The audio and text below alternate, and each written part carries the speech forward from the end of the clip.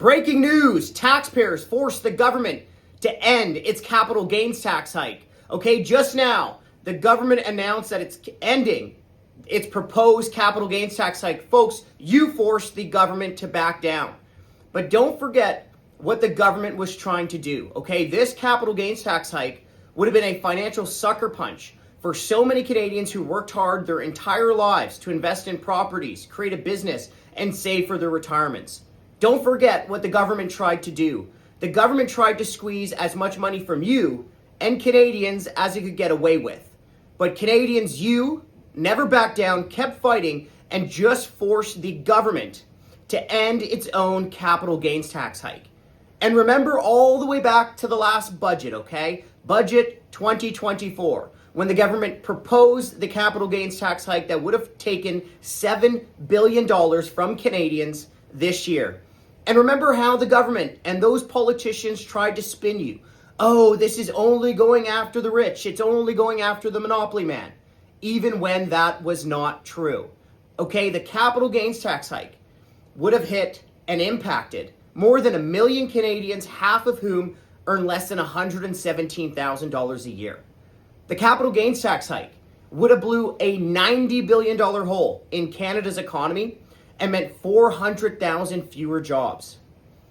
And even with Parliament prorogued and the government failing to introduce the legislation, debate the legislation, pass the legislation, or proclaim the legislation into law, the government still wanted unelected bureaucrats to take billions of dollars from Canadians illegally.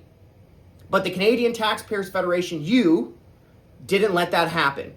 And the Canadian Taxpayers Federation filed a lawsuit against the government over its attempt to get unelected bureaucrats to take billions from Canadians undemocratically and illegally. Just 1 week after we launched the lawsuit, the government said it would delay the capital gains tax increase until next year. And you kept the fight up, kept pushing back. And today, the government has finally announced that it's dropping the plan entirely to increase the capital gains tax increase. No capital gains tax increase because taxpayers like you kept fighting, never backed down, and forced the government to back down on its own capital gains tax increase. Now, the government is finally cleaning up its own mess that it created, but just ending a proposed tax increase is not enough. Canadians need massive tax cuts right now. Our economy needs massive tax cuts right now. And one last thing. The government owes doctors, entrepreneurs, accountants, people who are saving for retirement, an apology for all the financial stress and uncertainty it created.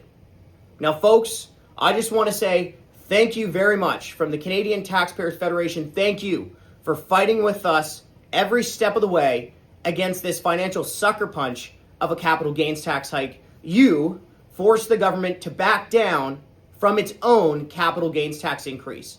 And together, we're going to keep fighting with you to force the government, to force all party leaders to commit to massive tax cuts.